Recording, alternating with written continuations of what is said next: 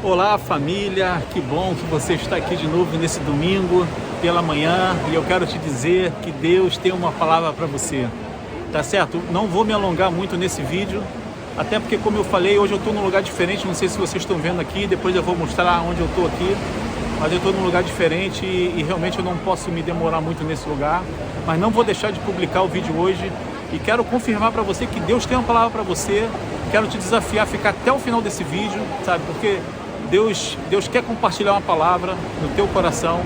Fica até o final desse vídeo, compartilha essa palavra, usa as tuas redes sociais, tá certo? Não vamos deixar de espalhar a palavra do reino para outras pessoas, para que outras pessoas possam ser abençoadas. E eu tenho certeza, sabe, como eu falei em outros vídeos, né, no meu último vídeo, sabe, pessoas têm dado testemunhos de que realmente têm sido abençoadas, têm sido alcançadas pela palavra de Deus. Isso não tem nada a ver comigo, sabe, mas eu tenho certeza de que Deus quer fazer uma obra muito tremenda na tua vida, tá certo? Então fica até o final e compartilha esse vídeo. Como eu falei, você é tão responsável como eu, tá certo? Mas eu queria te falar, no lugar que eu tô aqui, é num lugar chamado Algarve, né? É uma das praias, um dos lugares, né, mais bonitos de Portugal, onde tem dezenas de praias lindíssimas. Eu vou mostrar aqui um pouquinho de uma. E aqui tem muito turista, sabe? Muito turista francês, inglês, principalmente inglês. Aqui tem muitos ingleses. E eu tenho visto, assim, muitos jovens ingleses, sabe? Muitas pessoas, sabe? E, infelizmente, numa noite dessas eu estava andando pela rua aqui em Algarve e vi alguns jovens ingleses, sabe? Completamente embriagados. E o Espírito Santo começou a falar comigo em meio a essa imagem, sabe? Eu fiquei até impressionado porque eu não sei se você sabe, mas no século XVIII, por exemplo, quem conhece um pouquinho da história da Inglaterra, sabe que no meado do século XVIII, na verdade no início do século XVIII, a Inglaterra vivia um momento muito ruim, sabe? Um momento de, como a gente pode dizer, né? de trevas profundas, né? Onde o pecado estava imperando naquele país de uma forma muito forte, sabe? Através de todo tipo de impureza, de corrupção, enfim. Mas a partir do mais ou menos de 1750, segundo a história relata, sabe, alguns homens de Deus, alguns homens cheios do Espírito Santo, sabe, começaram a se levantar em Deus, em Jesus, e começaram a pregar o evangelho do reino, sabe, um evangelho genuíno, um evangelho em que era pregado a cruz de Cristo, sabe, o arrependimento, sabe, a remissão dos pecados. E foi assim, foi uma obra sobrenatural, porque a história relata que dezenas de milhares de pessoas voltaram ao Senhor, centenas de igrejas foram abertas, sabe? Um desses homens, por exemplo, diz a história que foram de 10 a 12 homens que se tornaram homens pregadores da palavra, cheios do Espírito Santo. E um deles, por exemplo, vocês talvez conheçam bem, né? Se chama John Wesley, né? Foi um dos grandes avivalistas do século XVIII, daquele país ali da Inglaterra, né? E como eu falei, cara, infelizmente, né, eu gosto de estudar a história da igreja e diz que pelo menos há 2 décadas para cá, né, a situação na Inglaterra novamente, ela não só na Inglaterra, mas isso num contexto geral de toda a Europa, né, um esfriamento espiritual muito grande, onde também dezenas de igrejas foram fechadas, sabe, por toda a Inglaterra, por toda a Europa, mas principalmente na Inglaterra. E dizem que até algumas igrejas, elas se transformaram em bares, em bibliotecas, em restaurantes. Quer dizer, uma coisa assim terrível, sabe?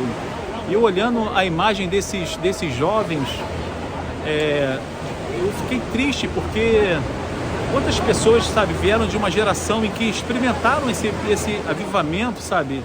E hoje estão desviados, sabe?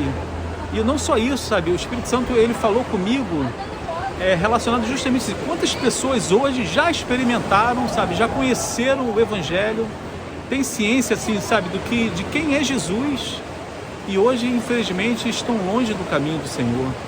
Hoje estão afastados. Eu não sei se hoje, por exemplo, você está ouvindo esse vídeo, está ouvindo essa palavra, e talvez hoje você se encontre nessa condição, sabe, você está longe, está frio, sabe, está distante do caminho do Senhor. E eu quero te dar uma palavra de ânimo, sabe? Essa reflexão, na verdade, que eu queria passar hoje, mais rápido, é justamente isso, sabe? Existe um lugar guardado para você, sabe? Deus nunca abriu mão de você. eu tenho sempre falado nos vídeos aqui, talvez você nunca tenha ainda enxergado o impecável, sabe? Ainda não tenha experimentado essa pérola. Mas Deus está ali à porta e Ele bate a porta e Ele espera você abrir, sabe? Mas talvez você seja assim como eu. Olha, eu quero te falar uma coisa nessa manhã, sabe? Eu passei alguns anos longe de Deus, sabe? Longe do Senhor. Eu me afastei, eu me desviei, sabe? Eu comecei, assim como a parábola do filho pródigo, eu fui experimentar o mundo e comecei a comer farelo de porco, sabe? E eu quero te dizer uma coisa, sabe? A coisa mais terrível, sabe? É a gente se afastar dos caminhos do Senhor, porque viver longe dele, cara, é terrível, cara, sabe? Quem experimenta, sabe, viver nos braços de Jesus e um dia escolhe viver de novo o seu próprio caminho, cara, é uma coisa terrível, sabe? É uma coisa que eu não aconselho a ninguém fazer, sabe? Não largue os braços do teu pai, cara. Eu vivi isso e é uma coisa terrível, sabe? É uma coisa terrível você não sentir mais a presença de Deus. Mas eu quero te dizer uma coisa, sabe? Lá, por que você está falando isso? Porque sim, cara, quando eu olhei esses jovens ingleses, sabe, embriagados no meio da rua, claro, eu me lembrei de mim, sabe? Mas eu tive muita misericórdia deles, sabe? Porque eu conheço a história da Inglaterra, sabe? Eu conheço um pouco a história de quem foi John Wesley, esse homem que, através do Espírito Santo, avivou aquele país, sabe? Há alguns séculos atrás.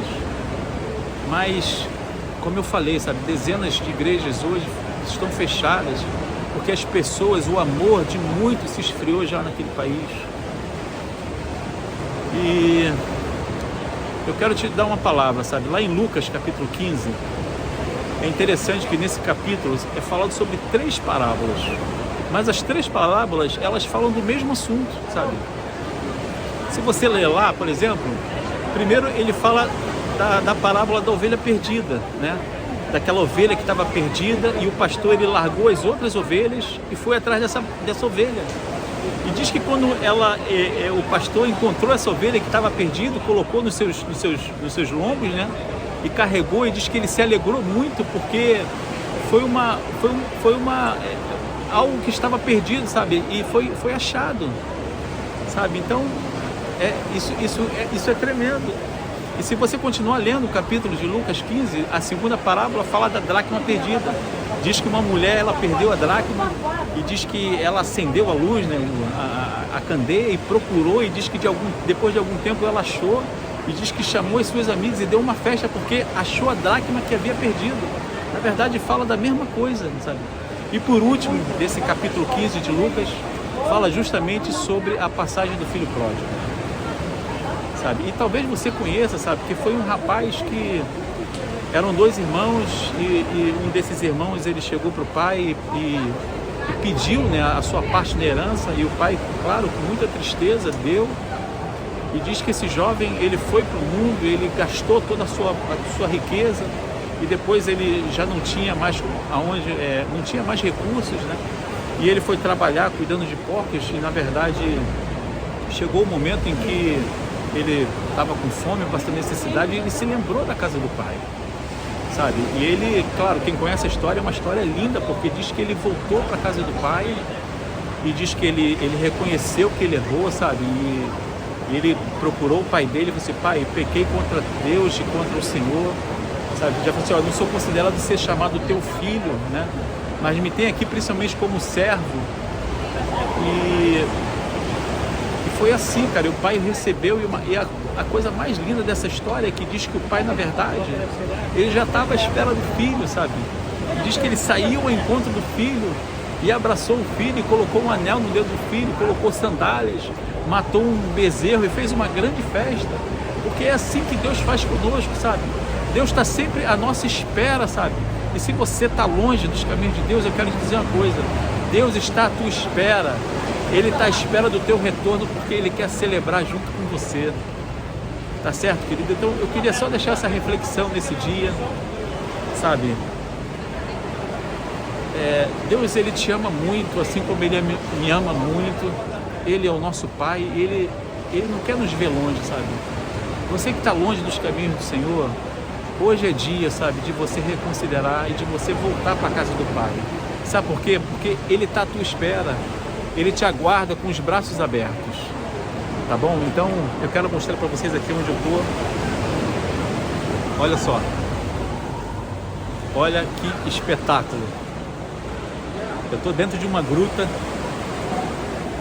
aqui numa das praias mais bonitas de Algarve. Mas como eu disse em outro vídeo, sabe? O lugar é lindo. Mas o mais lindo de tudo é saber que Ele tem estado comigo em todo momento, a cada instante. Tá certo? Esse é o principal, sabe? É saber que o nosso Pai, Ele está sempre conosco. Ele está de braços abertos para nos receber. Mesmo a gente estando longe, sabe? Mesmo você tendo pedido a tua herança para experimentar o mundo, Ele te aguarda. Ele aguarda o teu retorno para celebrar junto com você.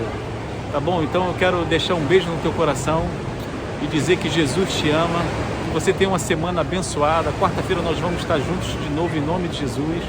Tá certo? Então fica aí a dica. Um beijo.